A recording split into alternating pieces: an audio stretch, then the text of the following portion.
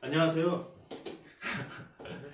예, 저희가 오늘 윤석열 정부의 동북아 인식과 대북 정책 방향에 대해서 같이 이야기 나누어 보려고 합니다. 첫 번째 질문이라고 할 수도 있기도 하고, 어떻게 보면 이게 저희의 주제이기도 하지만, 이 정부, 윤석열 정부가 동북아에 대한 인식과 대북 정책의 방향이 있는가부터 굉장히 한번 도발적이지만 질문을 드리고 싶어요.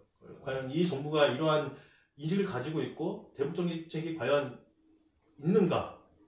라고 생각을 할 수 있는데 어떻게 생각을 하시나요?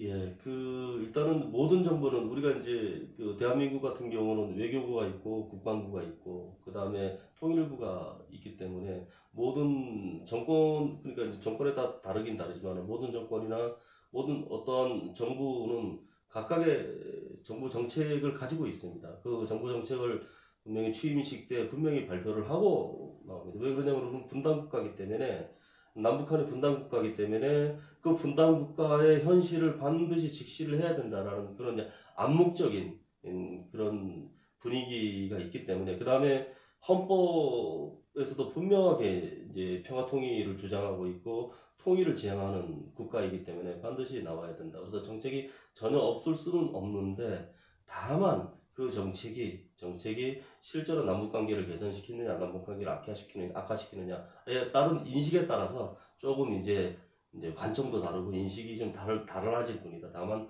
항상 정책은 있어왔고 방향도 있어왔다. 저는 그렇게 간단하게 거기에 대해서 대답을 드릴 수가 있겠습니다. 그러면 현재 그러면은 대표적인 대북 정책이라고 할 수 있는 게 뭐가 있을까요? 일단은 지금 이제 국제 정세가 좀 바뀌었다라는 그런 인식에서 접근한 것 같습니다. 윤석열 정부의 대북 정책이라든가 동북아 지역의 인식에 대해서. 왜 그러냐면은 일단 첫째는 북한이 냉전 체제를 들고 나왔습니다. 그러니까 이제 신냉전 체제라고 들고 나왔다는, 냉전 체제를 들고 나왔다는 것은 남북 관계를 단순히 국가와 이제 민족 관계를 보지 않겠다라는 그런 의미를 포함을 하고 있는 것이죠. 그렇다 그러면 윤석열 정부도 마찬가지로 자, 북한이라는 국가를 갖다가 단순히 민족 관계에서 볼 것이 아니고 통일을 지향해야 하지만은 우리가 북한만 바라보고 이 동북아 정치를 하거나 아니면 한반도 중심 정치를 할 수 없는 그런 입장에 있다라고 이제 중견국가로서 그런 인식을 기본적으로 하고 있다라고 그렇게 생각을 합니다. 그런 차원에서 이제 대북 정책의 방향이 좀 설정이 되고 된다라고 생각을 합니다. 일단 그렇습니다. 제 생각으로는 현재 대북 정책이라고 하는 거는 솔직히 북한 인권에 대한 문제를 부각시키는 거랑 그 다음에 탈북자에 대해서 탈북자와 탈북민, 북한민이라고도 부르기도 합니다. 그들에 대한 사실 지원 정책을 조금 더 확대한다라는 것밖에 사실은 좀 보이지가 않아서 그런 부분에 대해서 어떻게 생각하십니까? 자, 이제 북한 인권에 대해서는 어느 정권도 이제 들고 나왔었습니다. 근데 그 북한 인권이 우리가 단순하게 생각하면은 북한의 이제 내부 정책 아니면 북한의 이제 대외 정책을 바꿀 수 있는 가장 중요한 키워드 중에 하나다라고 이제 볼 수도 있습니다. 여러 가지 북한의 이제 정책을 바꿀 수 있는 경제 제재도 있을 수도 있고, 그다음에 인권 문제를 할 수도 있고, 그다음에 안보 이슈를 만들 수가 있는데 그 중에서 북한 인권 정책은 내부 정책을 바꿀 수 있는 하나의 중요한 요인이다. 아니 이제 중요한 요소다라고 본다 그러면은 윤석열 정부가 북한 인권에 대해서 이제 들고 나왔다라고 하는 것은 내부 분열을 좀 조장시키는 그런 것이 없지 않았냐 있다라고 생각하고, 왜 그러냐면은 이거는 기본적으로 인식이 뭐냐면 북한 정권과 북한 이민을 우리로 치면은 국민이죠. 그걸 따로 보겠다라는 얘기죠. 전에는 같이 봤다라는 얘기죠. 문재인 정권에서는 같이 보면 안 된다라는 얘기죠. 따로 보고 북한 정권은 타도해야 될 정권이다. 아니 상당히 비도덕적인 정권이라고 보고 북한 주민은 우리가 다르다라고. 이 인권을 주장한다 그러면은 여기서 이 두 개를 좀 분리를 시키자. 그럼 분리를 시킨다 그러면은 자칫 오해할 수 있는 것이 그러니까 이제 사회 분열을 일으키는 그런 정책이라고 오해받을 수도 있습니다. 실제로 그런 정책을 의도를 가지고 했을지도 모릅니다. 그래서 그런 측면에서 윤석열 정권이 지금 접근하지 않나 저는 개인적으로 그렇게 지금 생각을 합니다. 이거 어디까지는 개인적인 생각입니다. 내부 분열이라는 거는 북한 내부를 말씀하시는 거죠? 그렇죠. 예, 북한 내부를 얘기하는 겁니다. 그래서 내부 분열을 통해 가지고 말 그대로 이제 북한을 말 그대로 그런 식으로 그렇죠. 북한의 사회 분열을 좀 일으켜서 이제 예를 들어서 이제 뭐 최근에 이제 나타난 뭐 어떤 이제 교사들이 이제 자유민주주의를 지향하는 어느 교사 단체가 나타나서 그게 이제 뭐 상당히 문제가 된 뭐 그런 것도 일종의 북한의 그 정치권 그러니까 북한의 이제 정권을 변화시키는 하나의 요소다라고 해서 우리 이제 남측에서는 그러니까 대한민국에서는 상당히 크게 생각하고 있다라는 거죠. 그런 측면에서 본다면 북한의 인권을 계속 강조를 하고 북한의 인권만 강조를 하는 것이 아니고 그 인권을 개선시키기 위해서 여러 가지 이제 저기 루트를 통해서 압력을 가하고 그 다음에 한국의 실상을 알리고 한국에 있는 미디어를 뭐 보내고 그런다 그러면은 좀 이렇게 좀 분열되지 않을까라는 그런 이제 생각도 하게 되지만은 그걸 일부러 조장할 수도 있다. 조장한다고 오해받을 수도 있다. 저는 그렇게 지금 생각을 하고 있습니다. 일단 그러면은 네. 동북아에 미치는 영향은 어떨 거라고 생각하십니까? 자, 일단은 동북아 같은 경우는 이제 일본 같은 경우 동북아 국가라고 해봐야 지금 현재 뭐 북한 우리 남부 한반도를 떠나서 두 개를 빼고 일본, 중국, 러시아 이렇게 지금 좀 뭐 멀리는 몽골까지가 있지만은 그 다음에 동북아 이제 정치를 주도하는 미국이 있지만은 그렇게 된다 그러면 결국은 북한 입장에서 본다 그러면은 그 대결 양상이 그러니까 이제 그 이념 대결 양상이 상당히 선명해진다라고 느낄 것입니다. 실제로도 북중 관계가 가까워지고 북러 관계가 가까워진다 그러면 북한 입장에서는 오히려 이념 관계 그러니까 이념 대립이 상당히 선명해졌다고 그렇게 느낄 수가 있다라는 얘기입니다. 그래서 옛날처럼 대륙 세력, 뭐 해양 세력 그렇게 더 이제 멀어지는 그런 상황이 이제 되지 않을까라는 생각을 해서 윤석열 정부는 이런 분위기, 국제 분위기 속에서 이제 대미 정책, 대미 중시 정책을 상당히 중시하지 않나 그렇게 생각을 합니다.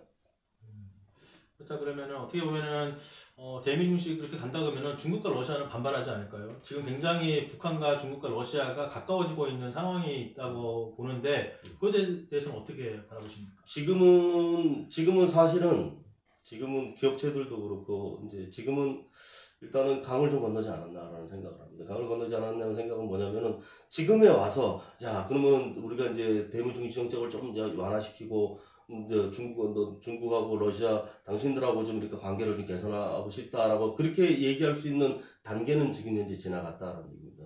윤석열 정권에서는 그렇습니다. 다만 이 저기 러시아하고 중국은 자 정권이 바뀌면 어떻게 되는지 한번 보자라고 그렇게 또 생각할 수가 있다는 얘기죠. 이번 정권도 그래서 이 한반도에 이제 남아 있는 그 총선도 그 모르긴 몰라도 중국하고 러시아에는 상당히 좀 중요한 이슈가 되지 않을까 내부적으로는 그렇습니다. 그러면 거기에 따라 가지고 윤석열 정부의 힘이 있느냐 없느냐에 좀 그런 판단할 수 있는 요소가 될 수 있기 때문에 그렇습니다. 네. 어떻게 보면은 오늘 이 주제를 들으신 분께서는 윤석열 정권의 뭐 동북아 인식과 대북 정책이라 하길래 이런 생각을 들을 수 있을 것 같아요. 윤석열 정권을 위한 말 그대로 여당을 위한 뭐 이렇게 말 그대로 그러한 대북 정책을 말 그대로 알리고 소개하는 뭐 이런 식의 오늘 혹시 그런 시간인가 뭐 이렇게 생각을 할 수 있을 것 같아요. 근데도 어떻게 생각하십니까? 이제 그건 이제 그 질문 상당히 좋은 질문입니다. 예, 좋은 질문인데 사실은 이제 우리가 이제 대북 정책이라든가 아니면 동북아 정책에 대해서는 우리가 이제 먼저 생각하는 게 이념성을 먼저 생각을 하는 것이고 정치성을 먼저 생각을 하는데 국익 차원에서 본다 그러면 어느 것이 가장 이제 국익적으로 좋은가라고 판단했을 때 이제 자 우리가 이제 미국에 더 집중할 수도 있고 중국에 더 집중할 수도 있고 러시아에 더 집중할 수가 있습니다. 반도 국가로서 그거는 운명적일 수도 있습니다. 다만 그 정도의 차이는 있지만은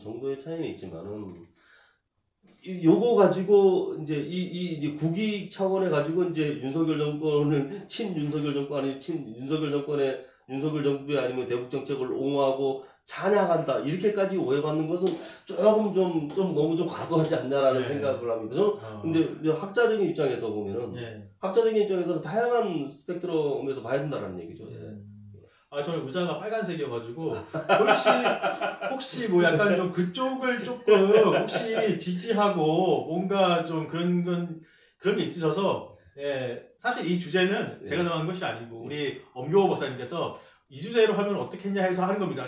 저의 생각이 들어가는 것이 아니고 저의 생각이 들어가신 것이 아니고 오늘 이 주제를 가지고 토의하자고 했을 때 예. 바로 엄경호 박사님께서 던진 거라서 혹시 그래서 엄경호 박사님 혹시 이 정부와 뭐 연관이 되어 있나? 혹시 이 정부의 정책을 혹시 옹호하고 지지하기 위해서 이 정책을 이야기를 하고 싶었는지 그래서 궁금해서 제가 한번 질문을 던져봤습니다. 제가 지금 방금 지금 이제 이 파란 컵을 들었는데 이게 코발트 블루색은 아닌데 좀 약간 그걸 좀 맞추기 위해서 의자는 빨갛지만 근데 사실은 이제 바로 이겁니다. 약간 좀 희화화되는 것 같지만은 우리가 이제 그 지금 말씀하시는 지금 사회자 역할을 하시는 우리 오정문 박사님께서 일부러 그랬다라는 거죠. 일부러 이 의자를 빨간 의자를 갖다 놓고 그랬음에도 불구하고 저는 그걸 거부하고 파란색 컵을 이렇게 미리 준비를 했다라는 것이죠. 예. 저는 전혀 뭐 저는 의도가 없는 저는 상당히 그 백지 상태에 있습니다. 예. 아무튼 제가 이 이야기를 드리는 거는 혹시나 물론 이제 참 죄송한 말씀이지만 어떻게 보면 보수 성향이 있으신 분들은 윤석열 정부의 대북 정책을 듣기 위해서 들어오신 분도 계실 것이고 어떻게 보면은 진보적인 분들 같은 경우에는 이 정부가 과연 무슨 정책을 가지고 있으신가 생각을 가지고 들어오신 분도 계실 거라 생각을 합니다.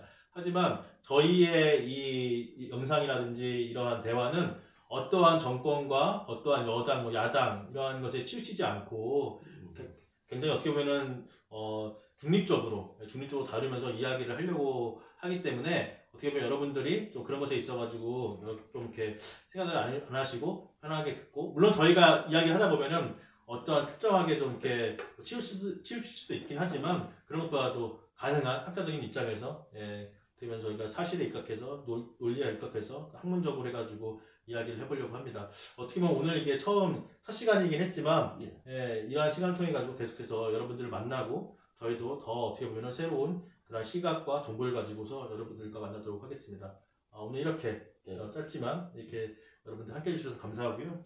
계속해서 마지막 한마디만 해주겠습니까? 다음번은 문재인 정부의 대북 정책에 대한 평가도 좀 시켜주시면 그것도 의미있을 것 같습니다. 윤석열 정부만 다루고 왜 문석열이 한 번씩이나 지금 문재인 윤석열이라고 할 뻔했는데 아무튼 뭐 어떻게 보면 그렇죠. 문재인 윤석열의 그러한 대북 정책을 그래서 과거에 5년간의 대북 정책은 과연 그렇다면은 올바랐는가? 왜 윤석열 정부만 그러면 비판하고 왜 문재인 정권은 왜 이야기하지 않느냐? 이렇게 생각하실 분도 계실 것 같습니다. 그래서 다음 시간에는 문재인 정권의 대북 정책에 대해서 이야기를 하면서 대화를 나누도록 하겠습니다. 이렇게 오늘 와주셔서 감사하고요. 감사합니다. 다음에 또 불러서 하시도록 하겠습니다. 아무튼 오늘 뭐 불러줘서 그냥 얘기를 해주게 하셔서 상당히 고마웠습니다. 오늘 감사합니다. 감사합니다. 다음에 또 뵙겠습니다.